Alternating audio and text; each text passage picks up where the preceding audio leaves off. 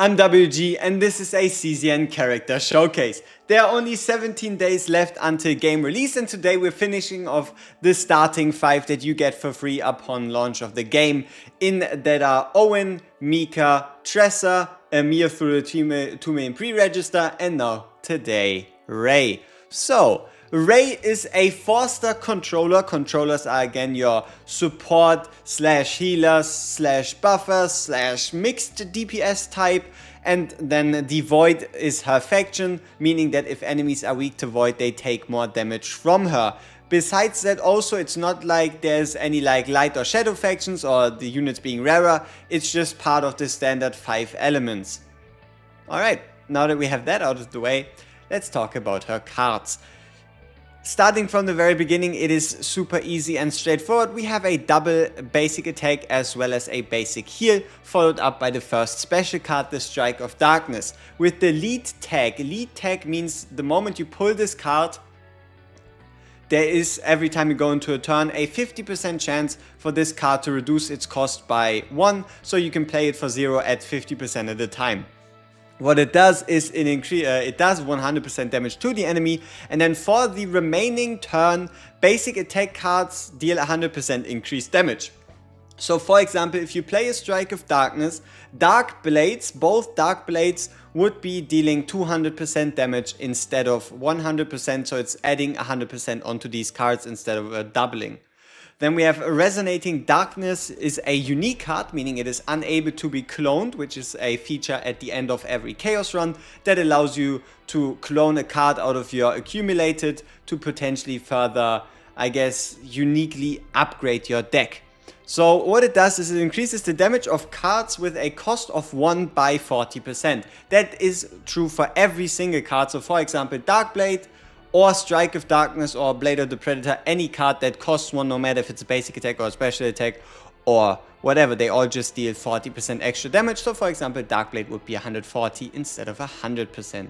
Snack Time is a exhaust card, meaning you can only play it once per battle, and what it does is you can select one card from your hand, you can exhaust that card, meaning this card gets taken out of the whole round, you could say, for good, in that it doesn't go into the graveyard, which cards then go back into your hand after you went through your whole deck. No, they are in what you could I guess call the banished pile. You don't have access to those cards, the cards are out. Can be used on debuff cards and the like, or even on cards that synergize or cards that would get exhausted anyway to lessen the impact. And what it does is you heal for 100% and you draw a card. So you're pretty much trading one card for another card, as well as being able to get rid of annoying cards or potentially cutting down on your deck and yeah, focusing on your game plan really.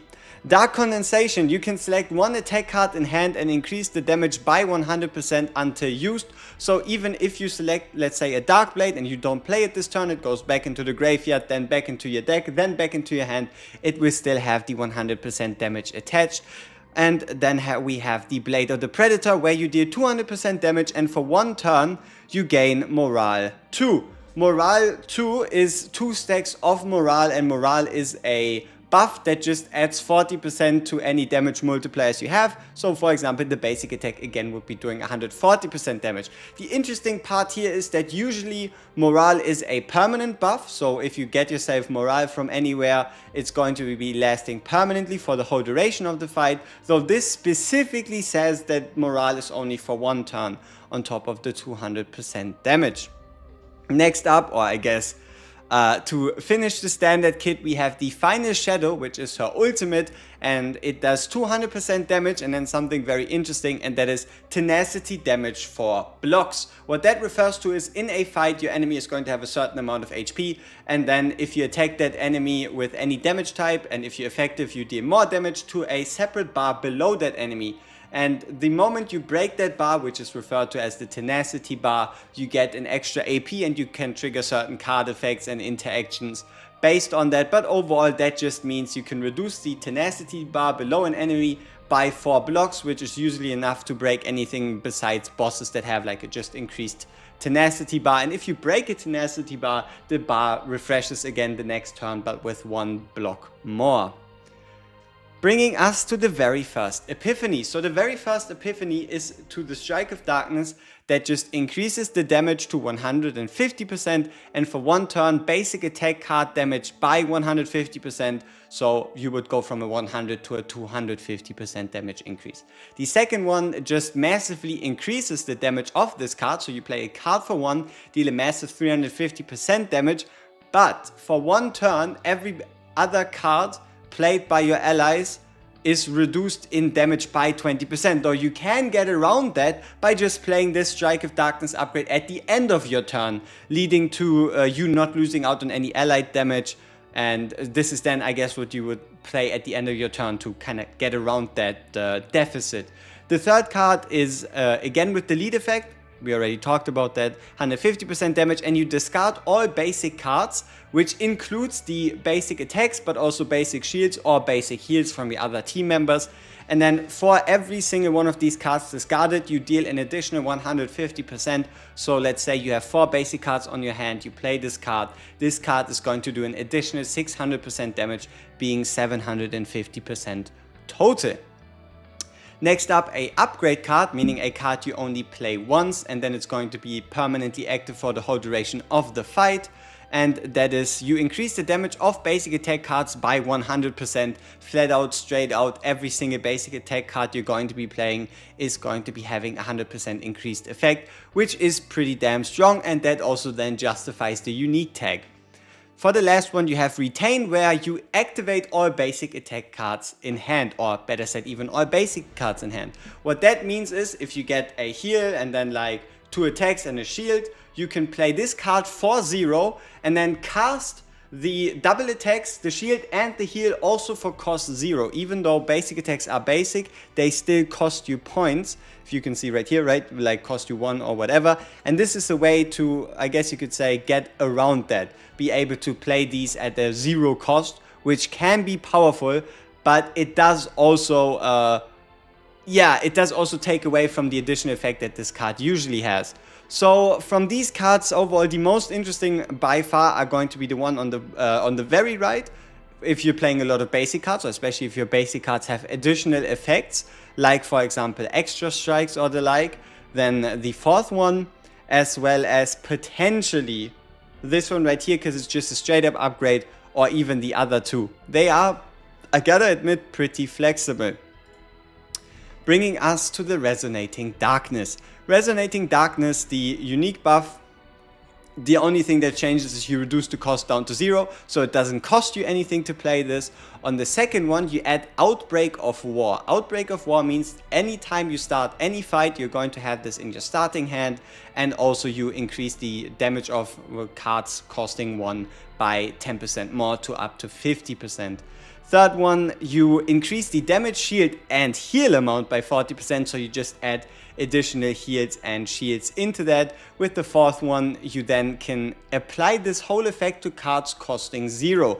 There is a bunch of heroes in this game, it really depends, but for example, someone like Luke comes to mind, we'll obviously talk about him later, but he can generate a whole bunch of bullets, which are cards that you can play for 0 that have a certain effect, and then these cards costing 0 could be boosted with the Resonating Darkness upgrade, so she's not limited to just working with units that have 1 cost cards, but also 0 cost cards, though do keep in mind it is only 1 upgrade, meaning that every time you get an Epiphany, which is what you need to get any of these cards, you need to hit a 3 out of 5, right? You have 3 chances at a 5 and you just have to hope that this upgrade is there.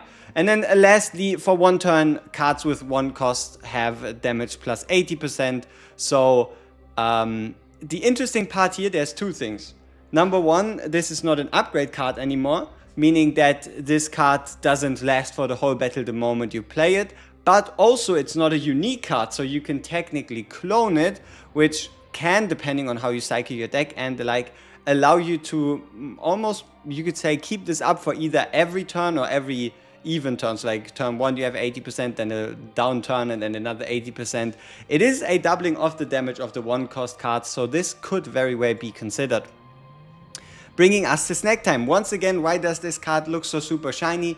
That's because of the Yeah, visual gacha, right? The visual gacha is just you get points on the side, or you can spend for it, which I wouldn't really recommend. But you can add animations and kind of like rainbow finishes to cards, and that is why these cards look different. So on the very left we have Exhaust 2. What that means is you can play this card twice during a fight before this card goes into the banished pile and you don't have access to it for this whole fight anymore. And you can select one card from your hand to exhaust, and you heal for 150 instead of 100%, so it just gives this card 2 uses. Right here you add a retain effect, meaning that if you finish your turn without playing this card stays in your hand rather than going into the graveyard or the discard pile, as whatever you want to call it. And then we have a 150% here, so again 50% higher, as well as also a 2 draw instead of just drawing 1 card. But there is no ability to exhaust the card anymore, as you can see. That actually got taken away in exchange. Then we have the third upgrade, which is again another unique tag. Unique tags always tend to indicate a card being stronger than it's supposed to, because it would be dangerous if you had multiple. So what you can do with this one is you can select as many cards as you want in your hand, banish them, eliminate them from the fight, and then just draw the same number of cards you just banished, which can help you really clear up any debuff cards that the enemies put into your deck, or any cards that kind of like hinder you from cycling through your cards. So it can be especially powerful, and that's also one of the reasons why it has the unique tag. Then from the draw pile, which are the remaining cards in your deck, so for example you have every one of your cards in your draw pile, then you draw your cards out, reducing the size of the draw pile, then you discard the cards into the graveyard, discard pile, whatever you want to call it, and then you again draw from the draw pile until that one's empty, and then the graveyard wanders into the draw pile again. So from that draw pile you can select up to 3 cards and you can banish them, meaning you won't be able to pull them anymore, and then draw 3 cards. Or with the very last one, you can select 2 cards in your hand to banish, and you can select 1 void card to draw. Void cards to draw are referring to every card that has a purple border. Every card that has a purple border is of the void element, allowing you to draw it. So if you were to run her with multiple void units, you could also pull cards from other void units, though this is also only going to work once per run. So the middle one has a lot of utility to it, the fourth one can be quite strong, and then the right one also has a bit of that extra uniqueness. Dark Condensation, the ultimate, I guess you could say final epiphany. What do we have here? You can select 1 card in hand and increase its damage by 150% until used. So whenever you use it, it doesn't lose the 150% buff. Or you can select 1 card and again you also increase the shield and the heals gain. So if a card does multiple things, you apply multiple multipliers, a lot of multiples. Or you can buff for 1 turn the damage of any void cards, once again those with a purple border. Or with the fourth one, you can select 1 attack card and increase its damage until used by 100%, which interestingly here refers to any attack card. It could be in the graveyard, it could be in your draw pile, it could be in your hand. That's what I guess is the bonus here for the Dark Condensation, that you can pick whatever attack card you want, doesn't have to be in your hand. And then with the last upgrade, the 5th one, you can select 1 attack card in hand and increases its damage by 50% for the whole duration of the fight. Right, because it's an upgrade card and also it doesn't say until used, so you can pick any card and add a 50% multiplier. So if, for example, you have a card that hits 4 times for 100% damage, you can increase that 100% to 150% damage, effectively adding 200% damage every time this card gets used. So here we are for the potential upgrade, which is a upgrade through free resources that you can apply to her basic cards. So both her basic attacks are also going to get 100% additional crit chance, meaning they always crit, but that is what they say, though this is the text during the actual update or upgrade, and it says have a 15% increased chance. So that is most likely just going to be a visual bug, but who knows, maybe they actually give her basic attack cards that crit at 100% of the time, which would be kind of awesome. So this is the upgrade to the purple, to the identity card of this unit, of this combatant, and that is for 1 turn you gain morale 4. So instead of for 1 turn having 40% damage increase, you're getting a 80% damage increase, whereas the damage multiplier stays the same. Bringing us to the A2, so copy number 3 included with getting the unit for the base, or I guess you could say copy number 2 in that you get her through the tutorial for free. When REI uses an attack card, you heal for 120%, really kind of justifying her being classed as a controller, because most of her cards aren't that like synergy or healing or support focused. But yeah, it is a pretty interesting passive that can be quite useful, especially if you can, for example, use multiple attack cards per turn or add more attack cards of her to the deck. There is some interesting shenanigans to be had. Here we are jumping to the A4. And the reason, once again, is that the A3 is going to increase all damage of all cards, all healing and all shield by a 6% increase. That's just what happens on copy 3 and copy 5. So for, or I guess Awakening 5, for the fourth one, the damage of Final Shadow card is increased by 50% and Tenacity damage is increased by 1. What that is referring to is to this character's ultimate. So the damage increases by 50% and Tenacity increases by 1. Meaning that it looks like this, 250% damage, and you get rid of 5 blocks of Tenacity instead of just 4.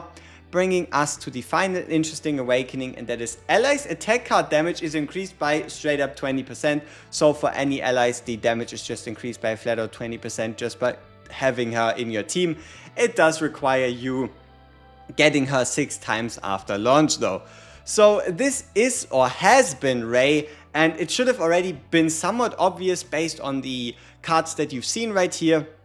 Her best synergy really is working together with units that either are using 1-cost cards for most of their actions, or you hope for that very one specific upgrade that allows you to apply this to 0-cost cards. But in general, anybody that uses attack cards, anybody that potentially even uses more than just the standard to basic attack cards can work very well to her or with her. And then you obviously have the increase to the basic attack cards, you have the increase to the 1-cost cards, and that is pretty much her kit.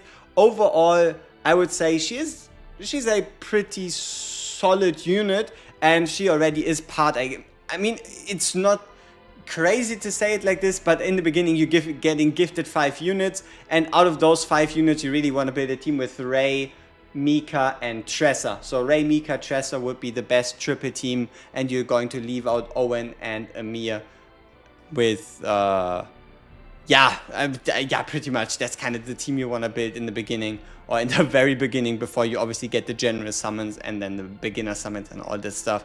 So yeah, as usual, we see each other in the next one. Peace.